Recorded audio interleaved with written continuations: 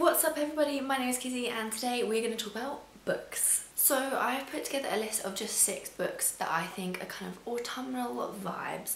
They're not necessarily spooky, they do have like creepy vibes, some of them, but in general they're just books that kind of give me the autumnal vibe. So yes, we've got some candles in the background to help with the ambiance, and we've got some mugs. I don't drink tea or coffee, so it's literally got chocolate milk in it, but you know, I'm getting on the mug drinking season, which I think autumn is. So I have 6 books with me. Well, I don't have them with me, most of them are back home, but I was scrolling through my Goodreads thinking of books that I'd read, and I'm really honest with you, a lot of the books I was thinking of are ones more that I want to read because obviously I'm in the mood to read, so I couldn't really recommend them to you because I haven't read them yet. So it was quite hard to pick this list, and a lot of books I don't read because it's like the season. I just read them because I'm in the mood for it, and that doesn't necessarily have to do with the season. So a lot of these books I didn't read in autumn. I don't know when I read them, but on hindsight, if you're going to read them, you probably want to, you know, autumn wouldn't be a bad time to read them. One of them I think doesn't give autumn vibes at all, but I just think it's a really good book and I haven't talked about it enough on my channel, so I'm going to throw it in there anyway, give you an extra recommendation. So the first book I have is An Ember in the Ashes by Saboteur. Now this is one of my favourite books of all time. So it is a series, there is 4 books in the series. The 4th book is coming out, I want to say November, but I'm not entirely sure. I think it is the end of this year, might be beginning of next year, don't quote me on it. But it is a 4-book series. The first 2 books are out. I do have them actually with me, but I can't bother getting them, so I'll just put a little picture up. But I actually went and saw Saboteur. She was one of the few first authors that I've seen like in real, and she was great. She's amazing. I follow her on all social media as well. She's like very funny, so you should definitely do that as well. But this is a Roman Empire inspired fantasy that has a lot of Persian mythology and influences within it. So it kind of is based on the Roman Empire and that kind of empire state, but it also has like jinn and those kind of themes in there as well. And you follow 2 characters. You follow Laia and Elias, and Elias is part of the kind of empire soldier system thing that is going on, and he's training to be like one of the like scary soldiers that like wear masks, and the masks mold onto their face, which is, you know, creepy. And then you got Laia, who is, or Lila, I might be saying that wrong, it might be the wrong name, but she is kind of against the system. She's been treated very poorly by the system. Her brother has been kidnapped or like is imprisoned by them, so she infiltrates the government and the soldier type camp to try and find information about him and try and find out where he is and free him. So it follows that, but it is much better than what I just described it as. It is an amazing series. Some people I've read, like I've seen one vlog where someone just did not get on with it at all. Sorry about that, but I think it's amazing, so I'm going to recommend it. It is kind of like, it gives me autumnal vibes, I think because of the cover that I have especially, and the title, An Ember in the Ashes, like autumnal fire, you know, fire season, you know what I mean? And the cover I have is like got like volcanoes, stuff like embers and ashes and that kind of thing. So it gives me autumnal vibes. So that's number 1. The second one I have is one that probably, if you've watched any autumnal recommendation videos, it's probably been in there because I feel like it is very autumnal, and that is Rebecca by Daphne du Maurier. So I read this in summer actually. It was a book that I read. I've got very fond memories of it because I read it on the train going to my work experience place, which was like a half an hour on the train away, and I read it over the 2 weeks on my train journey, and it was an amazing book. The ending especially is phenomenal, but it is very creepy. It's very like, not creepy, like you're not going to be scared to read it, like it's not like kind of those books. I don't really read those books, which is why I don't really have many spooky books to recommend you, but it just kind of has like a little bit, like you just feel a little bit uncomfortable because the main character is constantly uncomfortable within it.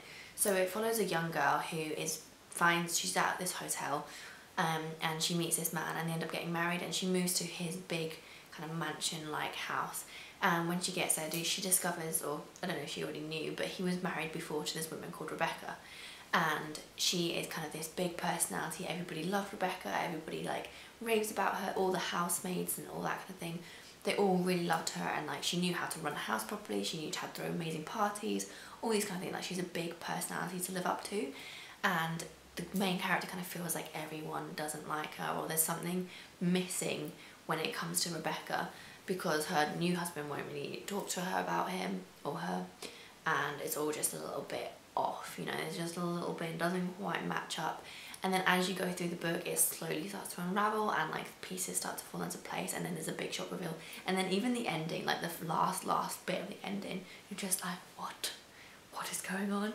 So like, yeah, it's a very good book. I enjoyed it, highly would recommend. I haven't read any other Daphne du Maurier, which I really need to do. So if you've got any other recommendations of her books that you think would be the best one to go to next, there's obviously like My Cousin Rachel and that kind of, that thing, that's like the most popular one that I've seen around. But let me know if you recommend, which one would you recommend that I also read.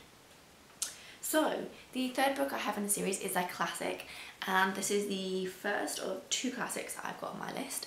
So this is The Picture of Dorian Gray by Oscar Wilde, and I read this for my A-levels. I think I chose to compare this to Frankenstein in my like project thing that we had to do, and it is, in my opinion, I prefer it to Frankenstein. I wasn't a big fan of Frankenstein, but you know, each their own.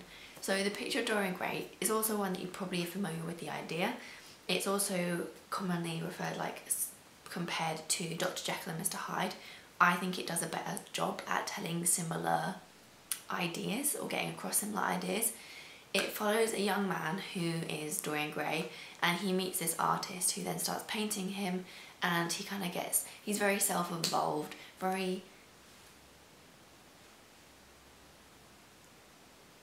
what's the word? Narcissistic. He is very much like impressed with his own impression and thinks he is the bee's knees, and you know, is like beautiful and the most beautiful person that's ever graced this planet. He's very arrogant and stuck up basically, and it's his hubris, it's his downfall. He ends up wishing on this painting that the painting would grow old, and he wouldn't, because he has been able to, his artistic friend has captured him in his prime and his glory, and he doesn't ever want to change from that. And it all goes a bit wrong. It's not a very long book, it's like minuscule, but it is really good, and it's definitely a thinker. But it's also quite creepy. It's got those gothic, it's a gothic Victorian piece, I would say, so it definitely has those kind of gothic vibes. But yeah, I like that. And if you want a classic, because classics are always good to read in like winter time, because they're always kind of cozy, slow-paced books. This is a little bit fast-paced because it's like quite small, but it still has that element to it. You know, autumn's a good time to read those. So the next book I have is kind of more, I want to involve it, not necessarily because I think it is the best book in that genre to read during this time, but also because, again, I want to read more in this genre, but I'm not really sure where to start. So I'm kind of looking for you guys to give me recommendations on this. But this is Ninth House by Leigh Bardugo. So it's a kind of dark academia book, and it's a genre that is like really big right now, but I still have no idea kind of what to read in it. So it's something I need to read more of, but I don't know where to start. So Ninth House is a book about a girl who goes to university somewhere in America, but there's like these like underground, not underground, like kind of secret societies that are all to do with like the dead and kind of like dodgy magic kind of thing.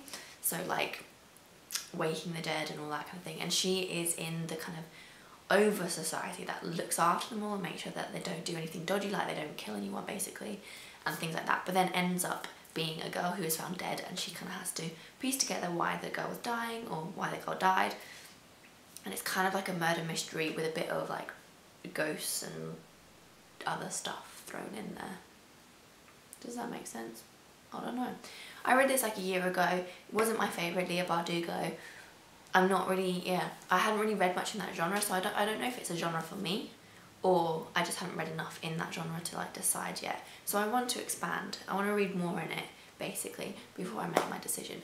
But I thought I'd just throw that one in there because like dark academia as a genre, I feel like this is the time to read it. Like that's the books, these are the books that I was like kind of looking through and thinking, oh, this is what I should read when I was thinking about this video, because then but I haven't read them yet, so I can't recommend them to you, so sorry about that. But there we go. So the fifth and second to last book that I'm going to recommend to you is another classic, but one I don't think many people talk about, or I haven't seen, like, it's not like a big classic, but it is one that I studied at university and one that I really enjoyed, and that is Valet by one of the Brontes. I want to say Emily. I'm gonna have to Google it. Gonna have to Google it, gonna have to Google it. Charlotte! Oh, I was so wrong. Okay, so it's by Charlotte Bronte. This, what else did Charlotte Bronte do? Jane Eyre. Jane Eyre. So I feel like Jane Eyre is also by Charlotte Bronte, and this is the one that people are going to recommend you.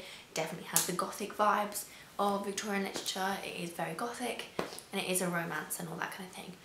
But I'm going to go a different lane, and I'm going to recommend Valet, which is similar, definitely got similar kind of themes to it. It follows a young girl who travels to France, and she becomes a teacher in a school there, and there's like a grumpy old professor, and there's ghost stories, and there's a lot going on. It's got similar vibes, gothic-y kind of thing, and I really enjoyed it. It's quite a chunky book, but so is Jane Eyre, so you know. And it's one that I don't think many people would have read. So if you like Jane Eyre, I think you maybe would like Valet. Whether or not you like it more, I don't know, I can't tell you that. I don't know, did I like it more? I read them quite a few years apart. I feel like I did enjoy Valet more because I was thinking of it. I read Jane Eyre just like pleasure outside of uni or school. It was in high school I read it, but then I read Valet with kind of a more of an academic kind of going into it, assessing it, thinking that I was gonna like maybe do my essay on it or something like that. So I definitely thought about the book a lot more, and there was a lot more kind of things within it that I picked up on, which tends to be kind of what happens when you're looking at it a different way. So I think I enjoyed Valet more. The ending is very sad. Like, yeah, sad times, but you know, there you go. Life happens. So Valet, there you go.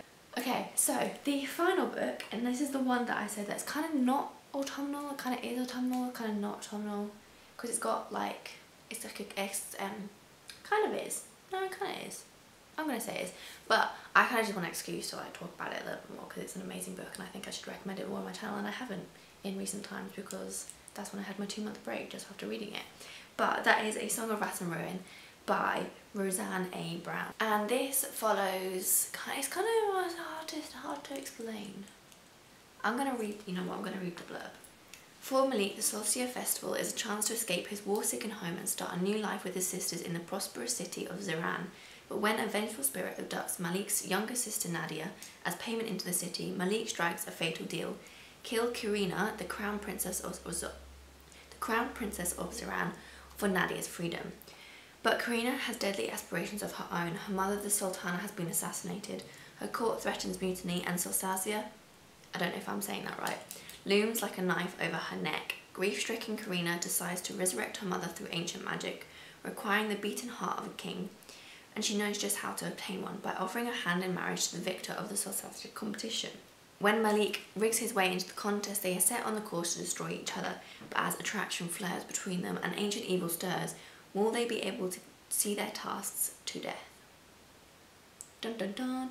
So it does have like kind of spirits and like the whole game vibes, and there's like fires and stuff. It gave me a little bit of autumnal vibes, but I think it was an incredible book. I was blown away by it. I was not expecting to get that kind of hype of a book that I got from it, because I'd read a lot of, I think it is YA. Yeah, it is YA, and I'd read a lot of YA fantasy recently that kind of let me down a little bit. It just wasn't as good as I was expecting or hoping to get from it, but this just was incredible, and I think it should be talked about more on my channel, so I have included it. It's also got kind of like an emeraldy cover, can you see? Which is kind of like autumnal, you know, like green. Actually no, that's it, it's more Christmassy, but you know, we'll move past that. So those are the 6 books that I have got recommended for you, and that is the video. So I hope you enjoyed this video. If you did, make sure to give it a thumbs up. If you enjoyed my rambling, raving, mad kind of talking, please subscribe to my channel, and if you'd like to see another video, please click on another video and watch it. Thank you.